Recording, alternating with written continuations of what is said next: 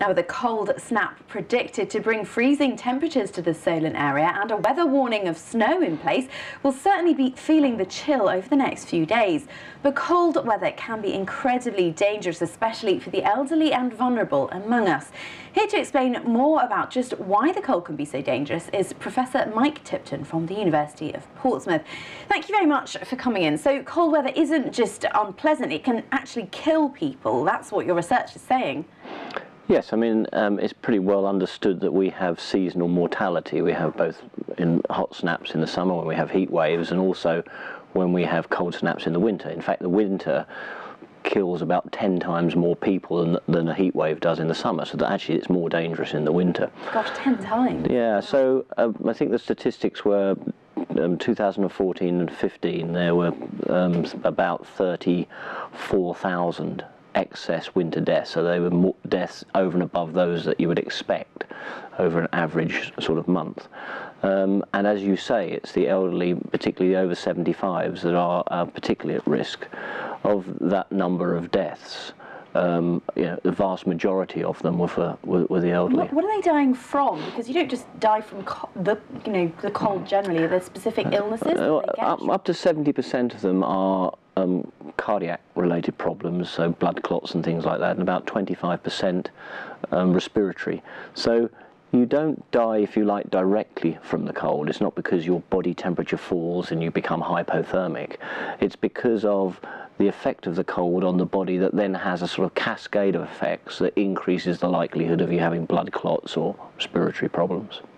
I mean, we keep hearing even this week in the news about A&E services being overwhelmed, queues of ambulances outside hospitals. Are we equipped to deal with this?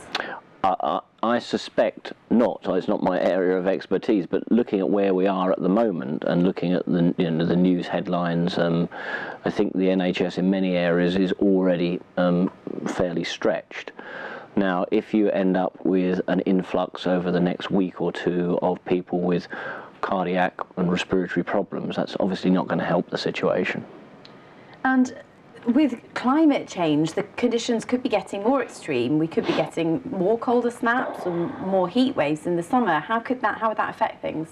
Yeah, well, I think the sort of received wisdom on that is that there is an increase in global temperatures, and with that increase, it's not as simple as temperatures just creeping up in a linear fashion. You tend to get big swings, so you would expect to see more heat waves and more cold snaps as a consequence of the disturbed weather pattern.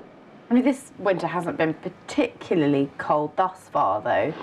No, but it doesn't have to be particularly cold. The excess winter deaths that we see in the UK are much greater than those seen, for example, in colder countries.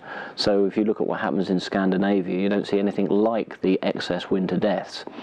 And that's mostly because when you live in a very cold country, you know how to behave, you know how to keep warm, you know how to wrap up, you know what to do when the weather's cold. Whereas here, we are not used to living in a cold environment, so when it suddenly drops down several degrees, we don't behave appropriately, we don't do what we should in order to protect ourselves, and as I say, it's the most vulnerable then who become susceptible. Right, so what can we do? You're saying we don't do the right things to look after ourselves when it's cold. What should we be doing that we're not doing? Well, the number one thing is we've got very good weather forecasts now, so people should already know that there's a cold snap coming, so go and get the essentials in. If you've got an elderly relative, take milk round, take butter, take bread, make sure they've got the essentials so there's no need for them to go out. Plan ahead.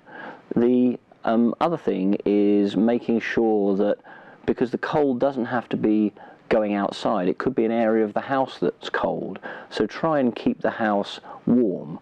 We know that the incidence of death goes up by about 1% for every 1 degree below 20 degrees Celsius we see.